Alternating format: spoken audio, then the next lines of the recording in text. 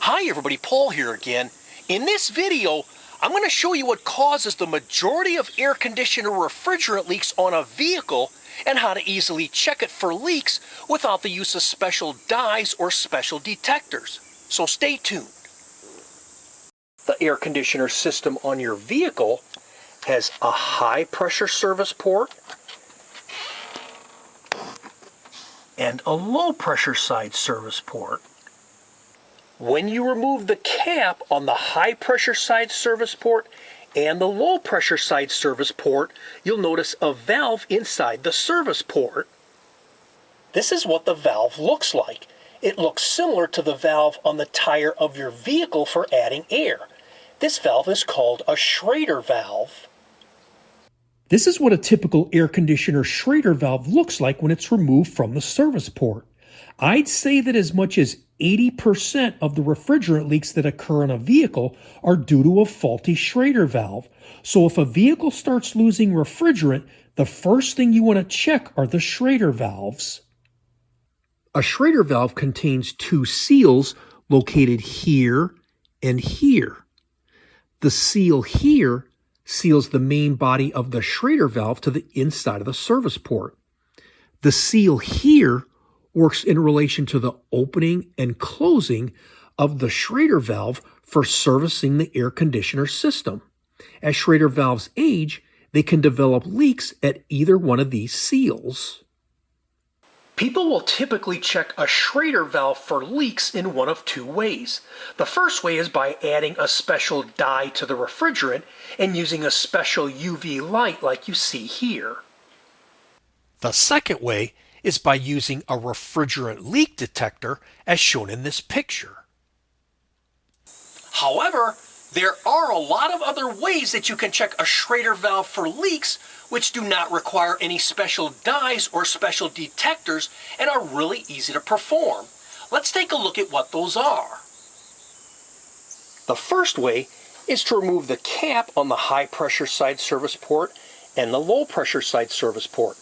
Take a Q-tip and run it all the way around on the inside of the cap and inspect the Q-tip. If you see any oil on the Q-tip, then you more than likely have a Schrader valve leak. The second way is to make sure the cap is snugged down on both the high pressure side service port and the low pressure side service port. Start up the vehicle and lower all the windows.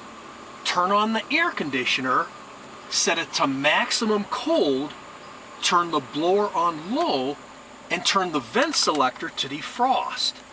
This will keep the compressor running as much as possible no matter what the outside temperature is. Run the vehicle for 30 minutes and then turn the vehicle off. Now the air conditioner system is fully pressurized. Very slowly loosen each cap one at a time and listen very carefully. If you hear any air escape, then you have a faulty Schrader valve. Be sure to perform this in an area where it's extremely quiet. This high pressure Schrader valve has a leak. This low pressure Schrader valve has a leak. The third way is while the system is still fully pressurized and the caps are removed, remove any oil or debris inside any service port that's facing upward with a Q-tip. Next, completely fill the service port with clear, clean water. If you're doing this to the high pressure side service port, be sure to wait until it's cool to the touch before adding water.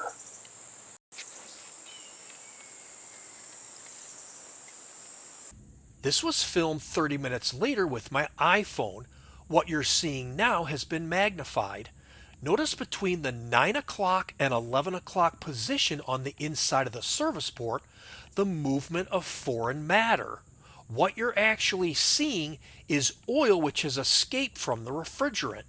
This indicates that the Schrader valve has a leak.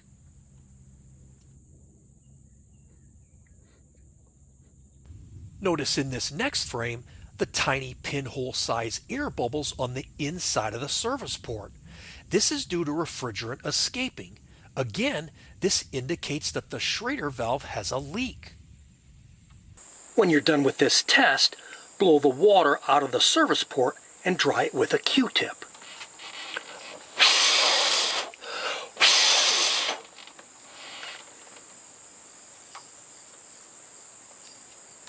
The fourth way is to use a manifold pressure gauge set like you see here.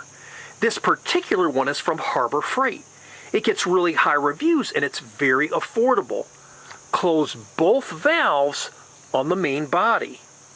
Attach the appropriate pressure hose and coupler valve to any service port that could not be tested with water.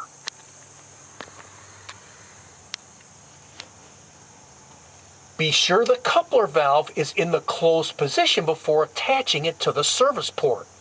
Once the coupler valve is attached to the service port, be sure to keep it in the closed position during the entire test. Start up the vehicle and lower all the windows. Turn on the air conditioner, set it to maximum cold, turn the blower on low, and turn the vent selector to defrost. This will keep the compressor running as much as possible no matter what the outside temperature is. Run the vehicle for 30 minutes and then turn the vehicle off. This coupler valve is attached to the low pressure side port, so now I'll check the low pressure side on the manifold pressure gauge. The low pressure side gauge has risen 1 pound. This indicates that the Schrader valve has a leak. If the pressure gauge reading is questionable, or if there's no reading at all, then very slowly loosen the pressure hose at the manifold pressure gauge and listen very carefully. If you hear any air escape, then this indicates that the Schrader valve has a leak. Be sure to perform this in an area where it's extremely quiet. The air just released. Replacing a Schrader valve is really easy to do, but that's for another video. I hope you found this helpful, and if you like this video, please hit the like button below, share it with your friends, and please be sure to subscribe. God bless you and have a great day. Bye for now. And while you guys are working on your car, I'll be working on a tan on this beautiful white sandy beach.